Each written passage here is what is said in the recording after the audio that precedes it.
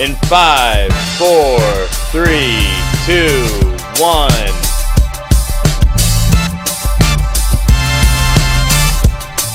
Hello, and welcome to the third edition of GUTV Bracketology. I'm Reed Vito. And I'm Andrew Hardenberg. Thank you for joining us tonight.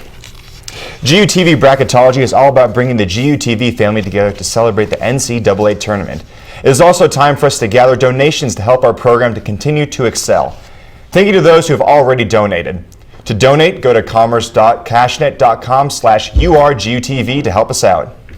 Tonight we'll be updating you on each of the 4 division standings. We'll also introduce you to our featured alum of the week, Molly Garrity, who has great advice for GUTV seniors, and our senior of the week, Yalda Rafi, who shares her passion with us, and former ZAG and GUTV alum Richard Fox will talk to us about his journey from the court to the broadcast booth. And here tonight to help us break down the division leaders' brackets and the Final Four matchups is Andy Buhler. Andy, thank you so much for joining us this evening. Yeah, thanks for having me. If I remember correctly, I think last time you were on the show, you said Utah was going to beat Gonzaga. I did, and I'll own up to that because I was wrong. You know what? I think we still like you, and you're back on the show, so we're a ton of fun. Well, first we're going to look at the current student division. In third place, we have Kennedy McGann, who has created all the beautiful graphics that you see tonight. In second place, we have Austin Carr, who is GUTV alum Stephen Carr's brother, and our senior of the week. Our senior of the week for the first episode was Zach Bagdon, and he is in first place. So, guys, what do you think of their picks? I mean, Zach has had Oklahoma go into the Final Four. That's the only one he got right. What do you think? Well, I also see he had Gonzaga winning and all, which good for him for being a loyal Zag, but that might not work out for him come championship time. No, and Oklahoma's a smart pick. Buddy Hield's been playing out of his mind, and if there's any one player you're going to bet on, it's got to be him for this entire tournament. So smart by him for picking Oklahoma in the Final Four.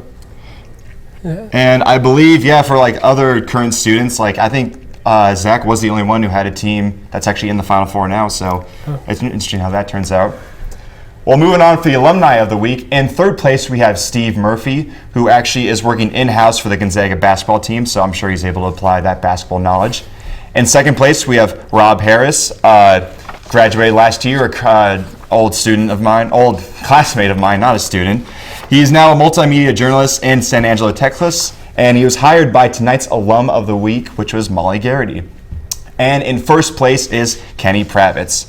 Kenny is obviously a GUTV alum, and he is known for creating the first ever GU game show called The Bigger Picture.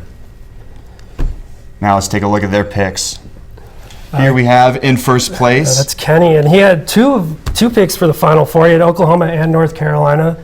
North Carolina is pretty much a for sure bet almost to go deep into the tournament. What do you got to say about those 2 picks? Yeah, no, smart picks. 2 more Final Four teams than I had, so good by him. North Carolina really took care of business getting there, and so I expect them to roll over Syracuse. So it was smart of him to make that pick. And Oklahoma seems to be the favorite pick. I mean, Zach also had him in the Final Four, and now we see Kenny, number 1, also having Oklahoma. So I'm starting to see a trend a little bit. Yeah, pick Oklahoma, and you're almost for sure going to get at least one in the Final Four. But like him, he also had Kansas, so Kansas isn't going to be there. So he'll probably won't be at the top next week. Sorry, Kenny. Now for the family and friends. In third place, we have Leah Boshi, our show-saving engineer, Josh's mother. Second place is my dad, your slippin' dad, Ted Hardenberg. And taking first place is my best friend, Anthony Harper, who's a junior and criminal justice and sociology major. And my friend Anthony actually had Syracuse in the Final Four. What do you think about that? That's got to be one of the best picks of all the brackets. That's really an incredible pick. Syracuse finished like 7th in the ACC, and I don't know anyone who picked them in the Final Four. Why do you think they got there? You know, Syracuse has they execute that 2-3 zone really well, and the last few minutes of the game, you saw them do it against Gonzaga, you saw them do it against Virginia, where they do that full court press, and Boeheim said after the game, their head coach, it works for about 2 minutes, and they executed it when it mattered. Yeah, very good at making those second half adjustments. So now moving on to our our final division, which is the pet division. In third place is Loki the dog, who belongs to GUTV alum Stephen Carr. In second place is the cow we love, Moose Wallweber, who belongs to current GUTV student Mariah Wallweber. And in first place is Maybe It's Maybelline Momot, who is tonight's executive producer's dog. So. I mean, Maybelline, she only had North Carolina going and to the Final Four. So, I mean, these are pets, though. And to even get one right is pretty amazing, I would think. And I'm also seeing a bit of a trend. Stephen Carr, who graduated last year, he has his dog in the top division, also has his brother, but Steven is nowhere to be found. So, Steven, if you're watching, I don't know what's up, man. You got to do better with those picks. That's pretty. I don't even. Steven, you're kind of slipping, man. What's going on? Well, Andy, what did you think about the Syracuse-Gonzaga game? It was a hard-fought game for sure. I thought Syracuse was going to be a tougher matchup than their seeding might have led on, just because they've got two guards at that top of the 2-3 zone that are really long, and they can both execute that, get a lot of steals. So I can't say I was surprised that it was a tough game, but it just came down to execution, and Syracuse really executed down the stretch. Yeah. What did you? We heard that you asked some GU Bulletin members who they thought their Final Four predictions were going to be. What'd they come up with? Yeah, I just kind of asked them who they'd be rooting for in the Final Four. With Gonzaga out, it's just you wonder if I'm sure some people tune out. And but for the college basketball fans that are still watching, I posed the question kind of who are you rooting for? And I think there's a lot of interesting storylines. And 28% said Syracuse, another 28% said Oklahoma, 20% said UNC, and 24% said Villanova. So it's pretty spread out, and I'm not too surprised that Oklahoma and Syracuse are on top because those are two of the better storylines. Who did you have as your champion? I had Kansas, and they are no longer in. So shout out to the Giant Killers in Villanova. Certainly not David, but they beat Goliath.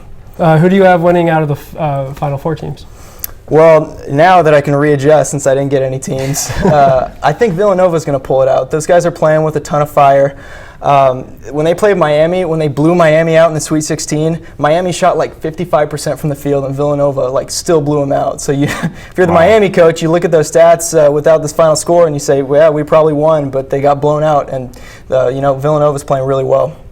Well, thank you for joining us on tonight's show, Andy, and we look forward to seeing you maybe next week. Absolutely, thank you. Well, while our bracketologist gave us his picks, let's check in on the pulse of Zag Nation. Katie Carl's in the tweet suite with some of the Final Four predictions. Katie?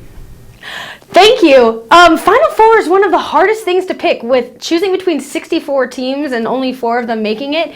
It's really hard. Only less than 1% of people in their brackets chose Syracuse to make it into the Final Four. That's according to NCAA.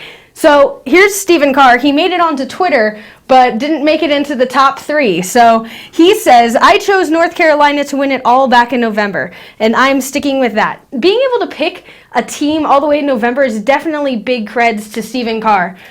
Vince Allen says, my head says North Carolina, my heart wants Buddy Hield, and I think this says Oklahoma. Not quite sure about that spelling there, but we'll have to see what these two great friends have in store and who's going to take that.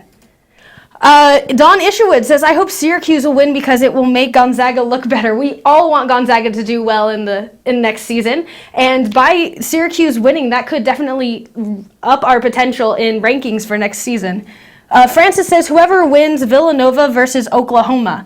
Now, both of those are number 2 seeded teams, and it's going to be really interesting to see which one of those can take home, get into the final. So now, next we have our Senior of the Week, which is Yalda Rafi, and we also have Molly Garrity as our Alumni of the Week, who, yes, as you've guessed it, is the daughter of our own director, Dan Garrity. This is GUTV.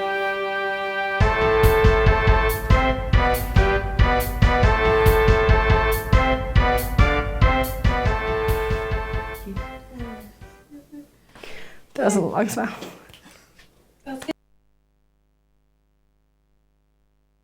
At GUTV, producing a television show is a lot like coaching a basketball game. Like, for instance, we also have a guy with a man bun we put in when things are looking good for us. And just like that, Gonzaga is headed back to another Sweet 16. This is a really good show. How much time we got left? 30. We're going to send in 55.